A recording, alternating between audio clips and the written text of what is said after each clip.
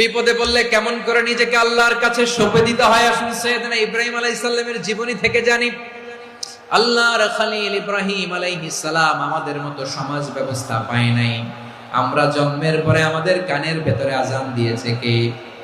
একামত দিয়েছে কে? আমাদের বাপদাদারা আমাদের কানে আজান দিয়েছে কি? দেয় নাই। আমাদের জন্মের পরেই তো আজান, একামত, বাড়ির পাশে মসজিদ, প্রতিদিন আজান, জুমার খুতবা, প্রতি মাসে মাসে তাফসিরুল কোরআন মাহফিল, মসজিদ, মিনারা, অভাব নাই। ঠিক কিনা বলে? আপনি যেই সুন্দর ইসলামিক এনভায়রনমেন্ট পেয়েছেন, আমাদের ইব্রাহিম খলিল উনিও কি এরকম পেয়েছিলেন?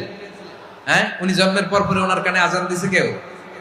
আমার প্রিয় ভাইরা, আগা গোড়া একটা শিরকি পরিবেশ উনি জন্মগ্রহণ করেছেন। উনি ছাড়া ওই তল্লাটে একজনও আল্লাহর উপর বিশ্বাসী নাই। কল্পনা করতে পারেন? গোটা তল্লাটে, গোটা দেশে বিশ্বাসী মুমিন, আল্লাহর উপর বিশ্বাস স্থাপনকারী কয়জন?